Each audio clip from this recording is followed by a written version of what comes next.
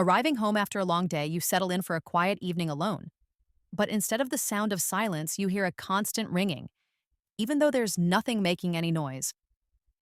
What you're experiencing is called tinnitus.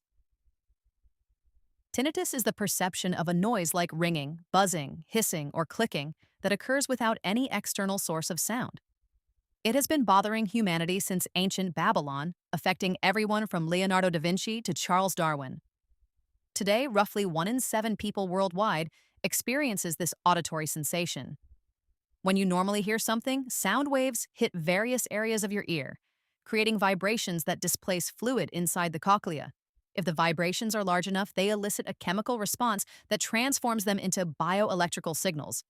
These nerve impulses are then relayed through the hearing pathway to the brain, where they result in the sounds we perceive. However, in most cases of tinnitus, the nerve signals that produce these mysterious sounds don't travel through your ear at all. Instead, they are generated internally by your own central nervous system. Under usual circumstances, these self-produced signals are an essential part of hearing. All mammals demonstrate ongoing neural activity throughout their hearing pathways, even when there are no sounds present. This activity establishes your neural code for silence. When a sound does appear, this activity changes, allowing the brain to distinguish between silence and sound. However, the health of the auditory system can affect this background signal. Loud noises, diseases, toxins, and even natural aging can damage your cochlear cells. Some of these may heal in a matter of hours, but if enough cells die over time or all at once, the auditory system becomes less sensitive. With fewer cochlear cells relaying information, incoming sounds generate weaker nerve signals, and many environmental sounds can be lost completely. To compensate, your brain devotes more energy to monitoring the hearing pathway. Just like adjusting the knobs of a radio, the brain modifies neural activity and tweaks the tuning knob to get a clearer signal. This increases the background neural activity to help you process weak auditory inputs. Unfortunately, it can also modify your baseline for silence such that a lack of sound no longer feels silent at all. This is called subjective tinnitus, which accounts for the vast majority of tinnitus cases. Subjective tinnitus is a symptom associated with nearly every known ear disorder, but it's not necessarily a bad thing. While its appearance can be surprising, subjective tinnitus doesn't inherently have negative consequences. However, for some, tinnitus episodes can trigger traumatic memories or distressing feelings, making the sound feel more intrusive. This psychological loop can lead to bothersome tinnitus, a condition that can exacerbate symptoms of PTSD, insomnia, anxiety, and depression.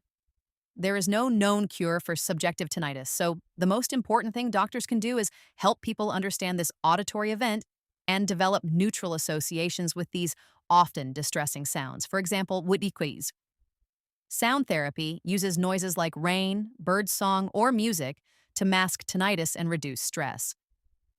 One form, called informational masking, uses soothing, complex auditory signals that distract the brain from the tinnitus sound. Another, called energetic masking, uses sounds with the same frequency as the patient's tinnitus to occupy the neurons that would otherwise deliver the tinnitus signal. When practiced alongside counseling, these interventions allow people to reevaluate their relationship with tinnitus. Losing the sound of silence can be troubling, to say the least. Tinnitus reveals that your brain is constantly analyzing the world around you, even as it fails to filter its own internal noise. In a sense, experiencing tinnitus is like eavesdropping on your brain talking to itself, though it may not be a conversation you want to hear. If you're living with tinnitus and feel isolated or overwhelmed, you're not alone.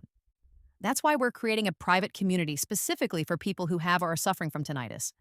This community is a safe space to share experiences, exchange tips, and access valuable resources for managing symptoms. Together, we can provide support, encouragement, and understanding to help make living with tinnitus a little easier. Spaces are limited, and we're opening membership to a small group of individuals who are ready to take the next step in their tinnitus journey. Don't miss this opportunity to join a compassionate group where you can find relief, connection, and hope. Join us today. For more details, check out the pinned comment and video description below. Thank you for watching, and remember, you are not alone in this journey.